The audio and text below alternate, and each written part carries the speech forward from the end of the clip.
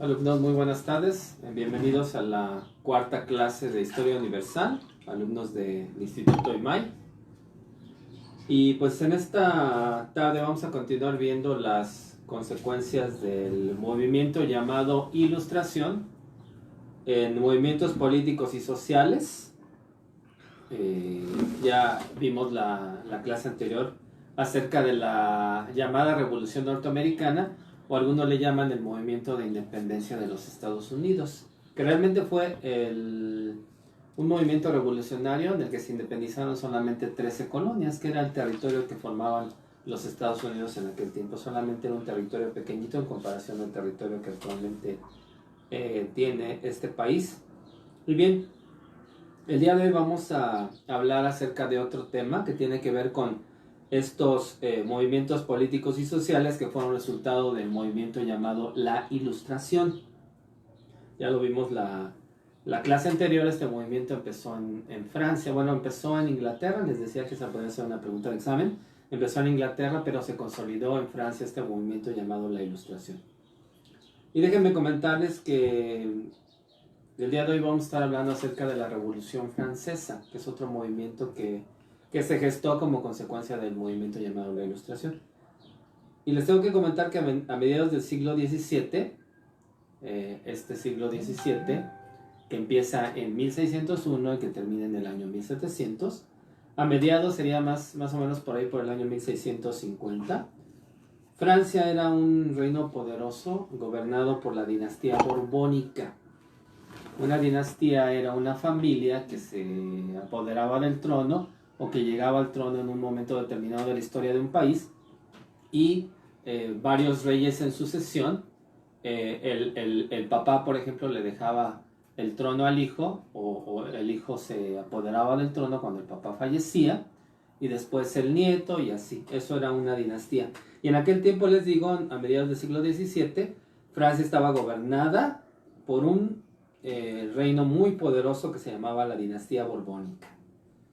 Había un rey de esta dinastía llamado Luis XIV, que gobernaba en ese tiempo. A este rey se le conocía como el Rey Sol, así se conocía el Rey Sol, y ejercía un poder absoluto. O sea, era un rey absolutista, como lo que estábamos comentando en la clase anterior. Era un rey absolutista, y ese poder absoluto se sintetizaba en una sola frase, que era como su lema de gobierno, su lema de campaña. Y este rey llamado Luis XIV decía: el Estado soy yo. O sea, yo soy el Estado, yo soy el gobierno, yo soy el más importante de esta nación. Y en aquel tiempo también se daba una rivalización por el poder colonialista. Ya lo habíamos visto las clases anteriores, como los países colonialistas eran, en especial en primera instancia, España y Portugal, y después entraron en la contienda países como Inglaterra, Francia y Holanda. Entonces, Francia como poder colonialista rivalizaba con Inglaterra. Ahí estaban constantemente en pugna para ver quién era el país que tenía más colonias, sobre todo en África y en Asia. Varias situaciones que se presentaban en aquella época en Francia estaban generando un creciente malestar social. Entonces, vamos a ver algunas de las posibles, bueno, no de las posibles causas, sino algunas de las causas que empezaron a crear un ambiente tenso para que se empezara a gestar este movimiento revolucionario en Francia. Fíjense, varias situaciones que se presentaban en aquella época en Francia estaban generando un creciente malestar social, estaban generando una tensión entre el gobierno y entre las clases que estaban siendo gobernadas por Luis XIV. Les voy a mencionar algunas. Primero que nada, los lujos de la dinastía borbónica y la nobleza alojada en el Palacio de Versalles. Esta podría ser una pregunta de examen. Para mí siempre es importante que sepan cuál podría ser una pregunta de examen, y esta podría ser una pregunta de examen. Quizás la pregunta diría algo semejante a esto: ¿cuáles eran las causas que empezaron a motivar el inicio del movimiento de independencia, del movimiento revolucionario en Francia en el siglo XVII? ¿Ok? Entonces la primera, según esta información que tengo yo aquí, eran los lujos de la dinastía borbónica. Esta dinastía borbónica que les comentaba en este momento estaba con Luis XV ahí en el gobierno de Francia. Era un exceso de lujo, un exceso de vanidad. Y bueno, la nobleza alojada también en el Palacio de Versalles, que era la sede del gobierno de Luis XIV, pues vivían en un lujo grandioso, en un lujo majestuoso, ¿no? Esa sería una de las causas. La segunda causa es los enormes gastos de la guerra entre Francia e Inglaterra. Esa fue otra de las causas que fue gestando que esta situación se diera, se presentara mucha tensión entre el gobierno de Francia y sus gobernados. La tercera es los errores económicos y financieros de los ministros franceses. Empezó a haber ahí malos manejos de los recursos económicos y entonces hubo errores económicos que empezaron a crear este ambiente de tensión también y que colaboraron para que este movimiento de la revolución se empezara a gestar. Y esta es la opción número 3, bueno, la situación número 3 que estaba permeando en el país en aquel tiempo. La número 4 es el despotismo y la falta de libertades para el comercio. El despotismo de los gobernantes, de la clase gobernante, y la falta de libertades para el comercio. Esa era otra de las causas. La quinta causa es las aduanas internas y los impuestos. Los impuestos estaban creciendo a pasos agigantados. Toda la gente tenía que pagar impuestos y entonces esto estaba empezando a poner muy descontentas a las clases que estaban siendo gobernadas por Luis XIV. Y luego por Luis XV y luego por Luis XVI. O sea, todas estas causas no crean que son causas que se dieron en un solo año, sino fueron situaciones que se fueron gestando a lo largo de varios años y que aquí podemos verlas manejadas en estos puntos. Y la siguiente, y la que permeaba más y la que generaba más este ambiente de tensión, eran los contrastes entre la aristocracia versallesca y los sectores empobrecidos. O sea, había un contraste. Los ricos se hacían más ricos y los pobres se hacían más pobres. Y había un ambiente de descontento cuando se veía ese contraste entre la clase que estaba gobernando en el Palacio de Versalles, junto con todos los nobles. Estamos hablando de Luis XIV, de Luis XV, de Luis XVI. En comparación con los campesinos, los artesanos, los comerciantes y los empleados que estaban pasando una situación económica bastante tensa, bastante terrible. Entonces, esto fue lo que principalmente generó este descontento. Y bueno, les comentaba, esto no se gestó en un solo día, sino fue una situación que se fue dando, que se fue gestando a lo largo de varios años. Y es el momento de que llega al gobierno otro rey de la dinastía borbónica. En este caso, el que llega al gobierno de Francia es el rey Luis XV. Durante su reinado ocurrió la Guerra de los 7 años, lo que les comentaba en la clase anterior, esta Guerra de los 7 años que fue entre Inglaterra, Francia y España por la supremacía de las colonias, por la supremacía del colonialismo. ¿Se acuerdan que les comentaba en la clase anterior que los que pierden la guerra, fueron Francia y España, que estaban juntos combatiendo contra Inglaterra? Y entonces Inglaterra después genera ahí una situación tensa en las 13 colonias, les empieza a poner impuestos a los colonos y ellos deciden también iniciar un movimiento armado. Entonces llega otro rey y durante el reinado de Luis XV es donde se da la Guerra de los 7 años. Francia y España perdieron esta guerra contra Inglaterra, lo que les comentaba hace unos minutitos. Esto trajo como consecuencia otra situación. Esto trajo como consecuencia la ruina económica y la generalización de la pobreza. Entonces, seguíamos con esa situación de que ahora esta cuestión ya estaba empezando a afectar a más personas en Francia. No solamente a los que originalmente eran pobres, sino que cada vez esta situación de pobreza se iba generalizando hasta llegar a convertirse en una situación insostenible. Entonces en Francia se generaliza la pobreza y esto despertó el rencor de las mayorías hacia el rey Luis XV. La mayoría de las personas que estaban ahí siendo gobernadas por Luis XV empiezan a tener rencor ante esta situación, empiezan a tratar de descubrir quién es el culpable de toda esta situación y entonces sus ojos apuntan y ven al rey Luis XV y a él lo culpan de esta situación. Porque durante su gobierno se dio la Guerra de los 7 años que finalmente Francia perdió y que resultó en una catástrofe económica para ellos. Después de algunos años, en 1774, llega otro monarca al trono, también de la dinastía borbónica. Este monarca, si ya había pasado Luis XIV y Luis XV, entonces este monarca se elige el nombre para gobernar de Luis XVI.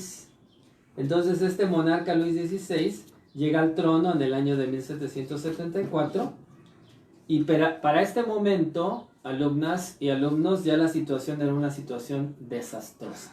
Ya el país estaba patas arriba, como se dice coloquialmente, y todo esto se vio reflejado en una situación que se da 4 años después de que inicia su reinado Luis XVI.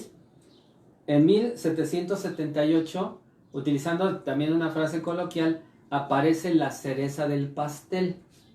Esta cereza del pastel, para el país francés, es una severa sequía. Como dicen por ahí, para acabarla de amolar, llega una sequía a todo el país y esto acaba con la producción agrícola, con la producción de los granos, con la producción de los cereales y causa varias cosas. Lo primero que causa es desabasto. No hay suficientes alimentos para toda la población. Por supuesto que causa hambre o provoca hambre y provoca mayores pérdidas para los comerciantes franceses en aquel tiempo. Estamos hablando de 1778, les decía, aparece la cereza del pastel, la gota que derrama el vaso, y entonces es como bajo el gobierno de Luis XVI empieza a aparecer una situación prácticamente insostenible para el gobierno de Francia y para las personas que estaban siendo gobernadas, en este caso por este rey Luis XVI de la dinastía borbónica. Seguramente el rey Luis XVI se dio cuenta de que la situación ya se había salido totalmente de control.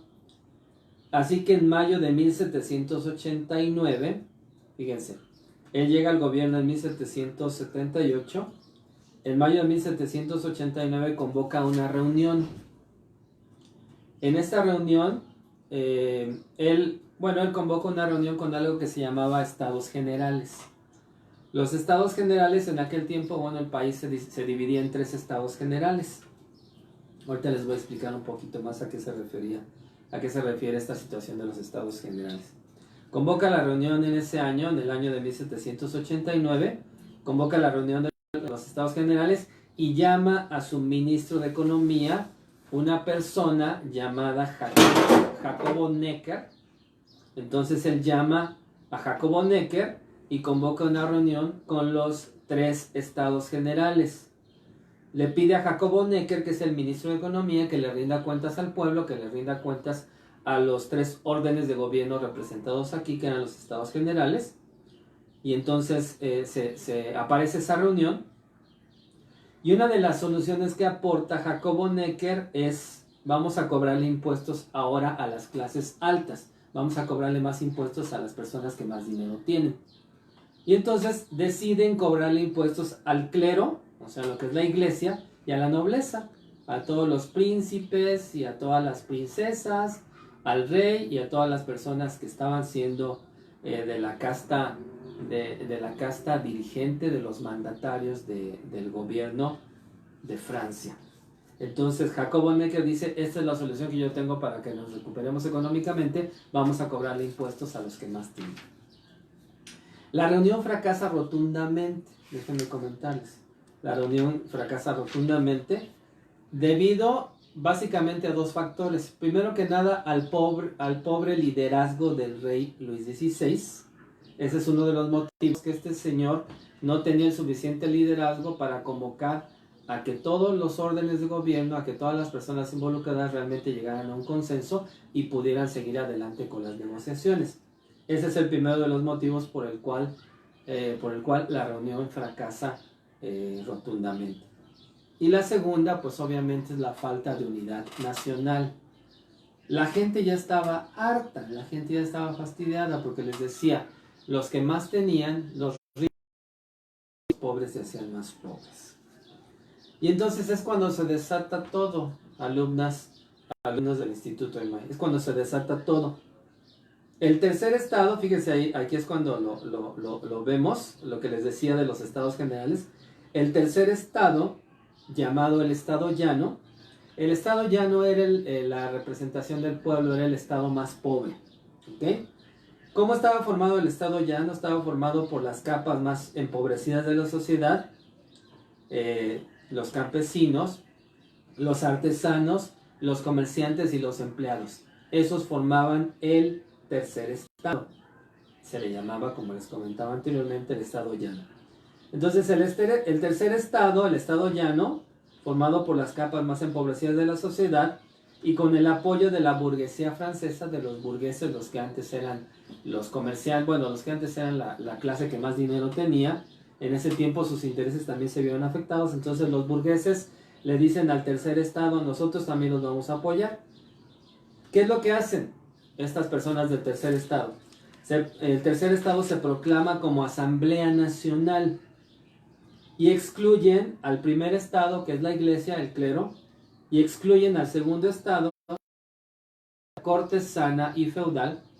Entonces, los más pobres excluyen a, los más ricos excluyen a la iglesia católica, excluyen a la aristocracia cortesana y a la aristocracia feudal, y entonces se proclaman en una asamblea nacional. Y bueno, la asamblea nacional, esta reunión de los más pobres, de los más desfavorecidos, se asumió con la facultad legislativa, con la facultad de crear leyes, de elaborar leyes, y se aboca a la tarea de elaborar una constitución para Francia. Eso es lo que hace el tercer estado. Se proclama en una asamblea general y se aboca a la tarea de elaborar una constitución. Y finalmente es cuando se da el movimiento. Entonces, esto sí sería muy importante que al rato que lo escuchen otra vez con mayor detalle, si lo están escuchando en vivo, que al ratito se den la oportunidad de anotarlo, porque esto podría ser una pregunta de examen. El 14 de julio de 1789, alumnas, la revolución se desató con la toma de la Bastilla. Este acontecimiento de la toma de la Bastilla es el acontecimiento representativo del inicio de la Revolución Francesa. Yo les voy a pedir que por ahí googleen la información, y si quieren saber un poquito más acerca de la toma de la Bastilla, que ustedes googleen esta información. Bastilla se escribe con B de bueno, luego A-S-T-I-L-L-A, Bastilla. ¿Ok? El 14 de julio, les repito la información, la revolución se desató con la toma de la Bastilla. Y fíjense lo que proclaman estas personas del tercer estado. Con la Declaración de Derechos del Hombre y del Ciudadano, ¿ok? Fíjense, con la Declaración de los Derechos del Hombre y del Ciudadano en agosto de ese año, de 1789, la Asamblea Nacional Constituyente decretó un régimen republicano. Entonces se da todo así en cadenita. Decreta un régimen republicano basado en la soberanía popular. ¿A esto qué se refiere? Que ahora los que van a gobernar son las personas del pueblo. ¿Ok? Entonces entra la democracia en Francia. Dice, decretó un régimen republicano basado en la soberanía popular y consagró las libertades civiles y los derechos naturales. De esto ya lo veíamos desde la Ilustración, ¿no? ¿Se acuerdan de la libertad, la igualdad y la justicia? Pues aquí lo manejan como derechos que son naturales al ser humano, y le agregan la vida, la libertad y la propiedad. Fíjense, agregan el derecho a la vida, el derecho a la libertad y el derecho a la propiedad. Entonces, así es como se maneja el inicio de la revolución. La revolución inicia el 14 de julio de 1789 con la toma de la Bastilla y con la Declaración de Derechos del Hombre y del Ciudadano. Estamos hablando de 1789, el 14 de julio. Y los derechos que se proclaman, que son naturales al ser humano, según esta declaración, son la vida, la libertad y la propiedad. La vida, la libertad y la propiedad. Otro aspecto que se estipula en estos documentos que estamos analizando, que estamos recordando, también se estipula, alumnos, la igualdad civil y se abolieron los privilegios feudales y clericales. ¿A qué se refiere esto? Que según esta declaratoria, los señores feudales y las personas de la Iglesia Católica, los dignatarios de la Iglesia Católica, ya no iban a ser poseedores de todo lo que tenían en aquel tiempo. Esto obviamente pues solamente era una propuesta, porque había todavía que consumar que realmente la iglesia cediera sus propiedades y que los señores feudales cedieran sus propiedades. Pero bueno, ahí estaba la propuesta. Se estipuló la igualdad civil y se abolieron los privilegios feudales y clericales. A la vez que y esto es bien importante, a la vez que se le permitía al rey Luis XVI continuar como rey al frente de una monarquía constitucional. Entonces, ahora ya no iba a ser un poder absolutista, sino el rey iba a estar supeditado a lo que el pueblo decidiera por medio de este llamado tercer estado, lo que les comentaba, el tercer estado de las personas más desfavorecidas. El rey no estuvo totalmente de acuerdo en que su gobierno fuera una monarquía constitucional, así que en 1791 trató de escapar junto con su familia del país, pero tuvo éxito. Entonces esto es importante, ¿sí, alumnos? No estuvo el rey Luis XVI totalmente de acuerdo en que su gobierno fuera una monarquía constitucional, y así en 1791 trató de escapar del país junto con su familia, pero no tuvo éxito, no pudo escapar del país junto con su familia.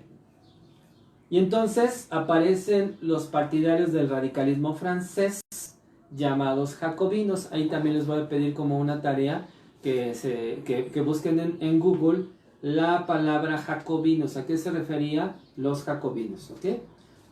Los partidarios del radicalismo francés, llamados jacobinos, dirigidos por Robespierre, aprovecharon este intento de fuga del rey para acusarlo de traición a la patria y de conspiración. ¿Por qué lo acusaban de traición a la patria? Porque el rey quiso estar junto con su familia. ¿Y por qué lo acusan de conspiración? Porque se decía que él le había pedido ayuda a Austria y a Prusia para invadir a Francia y restaurar el antiguo régimen. Entonces, él quería seguir teniendo todos los privilegios absolutistas, este rey, según estas personas. Quería seguir teniendo todos los privilegios absolutistas. Quería ser él el único que mandara, el único que gobernara y el único que tomara las decisiones. Entonces,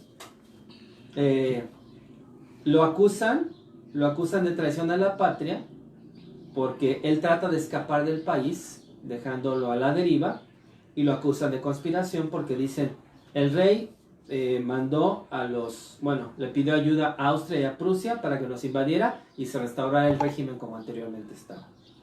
Como resultado de tales acusaciones, Luis XVI fue condenado a morir en la guillotina en el año de 1793. También si quieren investigar lo que es una guillotina y cómo funcionaba, simplemente, chicos, los ponían hincados a estas personas en la parte baja de la guillotina, los ponían hincados, ¿ok? Y la guillotina estaba en la parte alta, la cuchilla de la guillotina estaba en la parte alta, y entonces en el momento que se daba la indicación se soltaba una cuerda y caía una cuchilla totalmente afilada que le cortaba la cabeza a morir por un guillotinazo. Entonces esa era la guillotina. El rey Luis XVI es condenado en el año de 1793 a morir en la guillotina. Y entonces es cuando los jacobinos, este grupo que les comentaba, proclaman la dictadura de Maximiliano de Robespierre. Este Maximiliano de Robespierre es el que les comentaba, líder de los jacobinos. ellos como dictador vitalicio ese mismo año, y mediante el régimen conocido como el terror, a ese régimen se le conoció como el terror, imagínense todas las cosas que pasaban en ese régimen del terror, sostuvieron la soberanía francesa ante enemigos y promotores de la intervención austríaca y prusiana. Entonces ellos tienen una serie de enemigos, Robespierre y los jacobinos tienen una serie de enemigos, pero ellos se defienden lo mejor que pueden para permanecer en el gobierno, porque ya Luis XVI era historia, había muerto por la guillotina, y ya el rey era historia, y entonces ahora el gobierno estaba en manos de los jacobinos. Por desgracia para los jacobinos, en julio de 1794 sobrevino la caída de este señor Maximiliano de Robespierre, sobrevino su caída política, y entonces se establece un nuevo gobierno llamado de la Convención.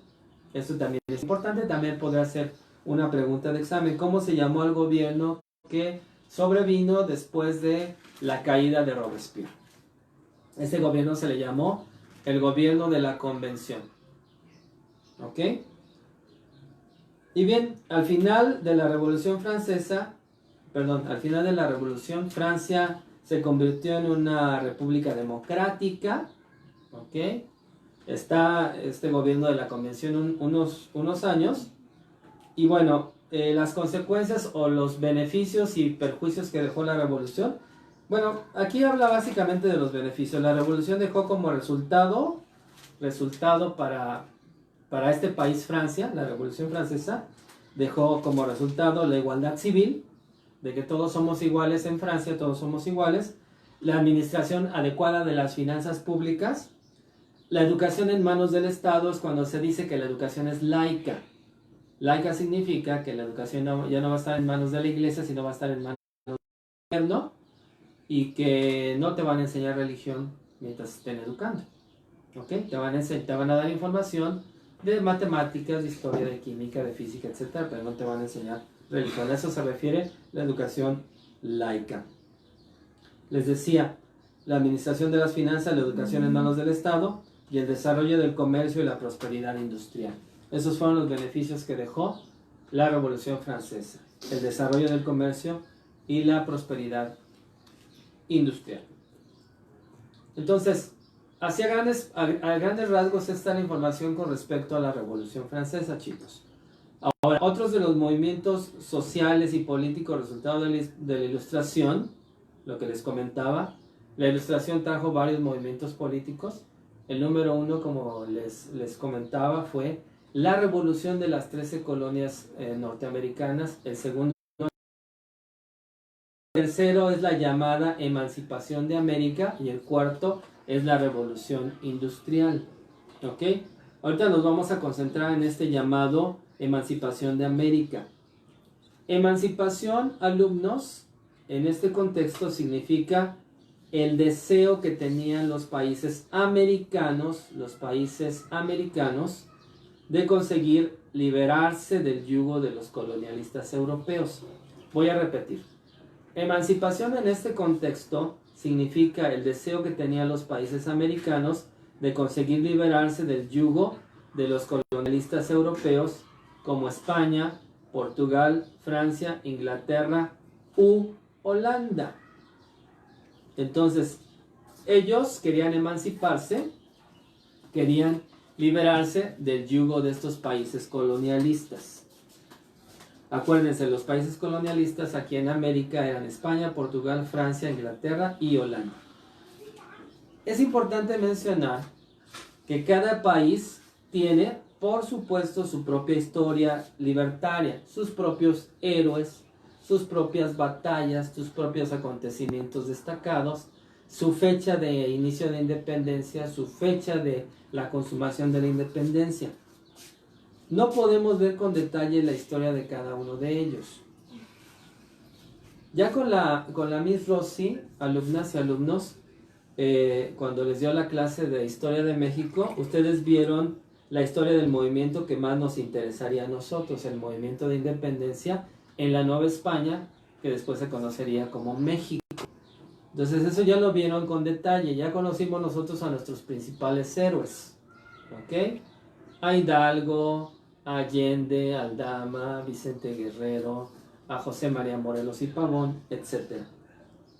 Así que solo veremos, de forma general, datos e información acerca de los diferentes movimientos en diversos países de América. Solamente lo vamos a ver de forma general. Primero que nada quiero comentarles los factores factores también generales que impulsaron estos movimientos de independencia en las Américas. Les voy a mencionar tres, ¿ok? El número uno es la situación política de España. España estaba siendo invadida por los franceses en lo que se le llamó las guerras napoleónicas. España estaba invadido por Napoleón y entonces obviamente el gobierno español no podía mantener la guerra contra Francia y al mismo tiempo mantener a las colonias en paz. Llega la información acá a América y entonces deciden que es el momento de independizarse de España, porque España política, económica, social y militarmente estaba siendo debilitada por esta constante guerra contra Francia y contra los Napoleones. Entonces ese es el primer factor que impulsó este movimiento, o los movimientos de emancipación. La situación política de España. El segundo factor es la desigualdad social. Y el tercer factor, las luchas internas, las mismas luchas que había en cada uno de estos países como Colombia, como Perú, como Argentina, Paraguay, Uruguay, Venezuela, Colombia, etc. Estos tres factores fueron los que motivaron el inicio de los movimientos de independencia a finales del siglo XVIII y a principios del siglo XIX. Acuérdense, cuando hablamos del año de 1810, que fue cuando empezó el movimiento de independencia aquí en México, ya estamos hablando del siglo XIX, ya no estamos hablando del siglo XVIII, 1810, siglo XIX. Entonces estos movimientos empiezan a gestar a finales del siglo XVIII y a principios del siglo XIX. El primer país donde surgió un brote independentista fue Haití. Ustedes que ya vieron la clase de geografía con la maestra Rosy saben que Haití es una isla que se encuentra en el Caribe.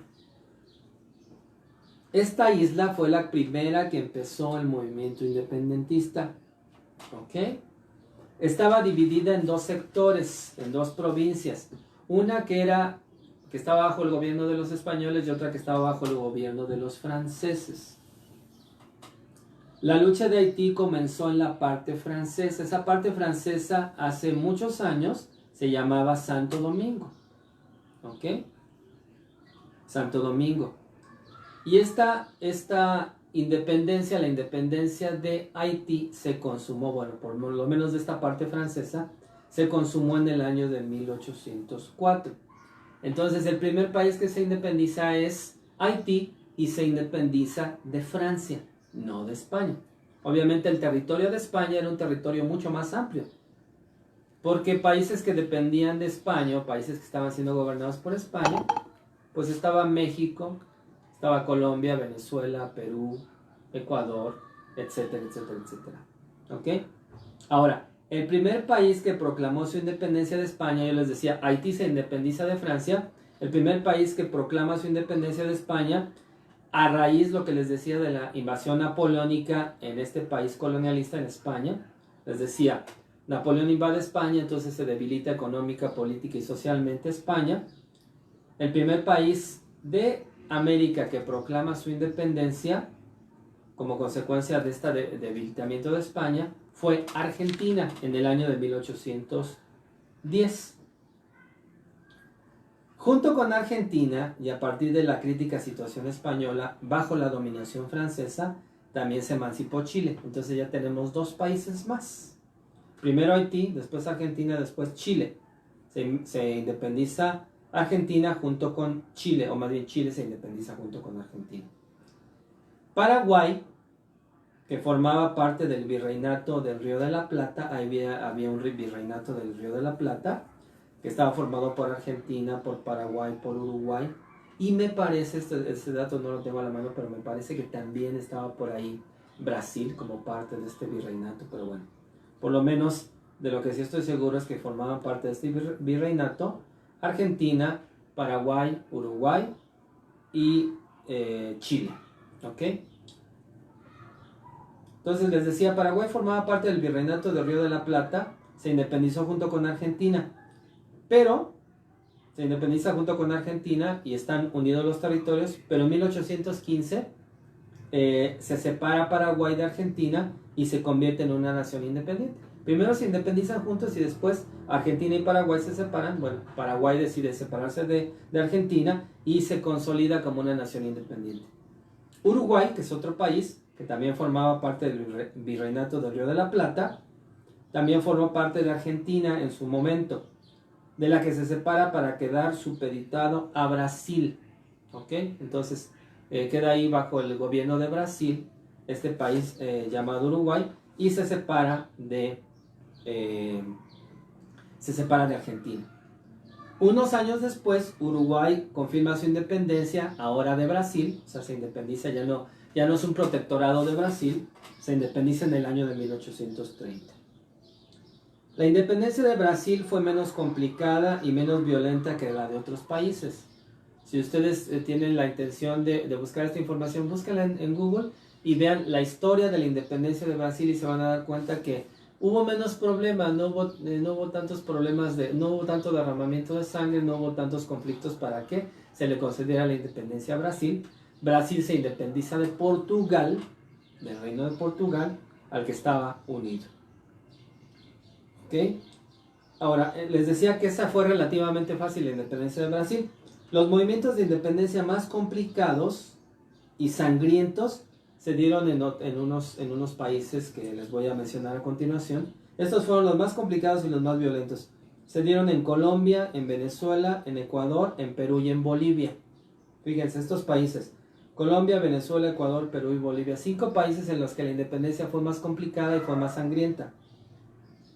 Por lo que también fue la independencia más lenta, o los países que se independizaron más lentamente, porque hubo muchas batallas, hubo muchas luchas, muchas guerras, y entonces estos países lograron su independencia eventualmente, pero digamos que con sangre, sudor y lágrimas, como se dice coloquialmente. Personajes destacados, déjenme comentarles. Simón Bolívar y Antonio José de Sucre iniciaron la emancipación de la Nueva Granada al derrotar a los españoles en Boyacá. Voy a repetir esta información porque podría ser pregunta de examen. Simón Bolívar y Antonio José de Sucre iniciaron la emancipación de la Nueva Granada al derrotar a los españoles en Boyacá. Esto marcó el fin del movimiento en Colombia. Colombia se llamaba en ese tiempo Nueva Granada. Se llamaba Nueva Granada. ¿Y quiénes son los que inician ese movimiento de independencia? ¿Quiénes son los que lo culminan? Simón Bolívar y Antonio José de Sucre iniciaron la emancipación de la Nueva Granada. ¿Y cómo lo hicieron? Derrotando a los españoles en una provincia llamada Boyacá. Esta batalla de Boyacá es célebre porque marca el inicio del movimiento más bien el fin del movimiento de independencia en Colombia, y entonces Colombia se independiza de España. Antonio José de Sucre, este personaje que veíamos aquí trabajando codo con Simón Bolívar, este personaje, Antonio José de Sucre, consumó la independencia de Venezuela con la batalla de Carabobo. Otro acontecimiento trascendente para la vida o para la historia de estos países sudamericanos es esta batalla de Carabobo, en la que se consuma la independencia de Venezuela. En este caso, teniendo como líder, teniendo como adalid a José de Sucre, Antonio José de Sucre. Y estos personajes se siguen moviendo en las Américas y siguen buscando que otros países se independicen. Después de esto, Sucre recibió apoyo militar de otro de los independentistas famosos de aquel tiempo, José Francisco de San Martín.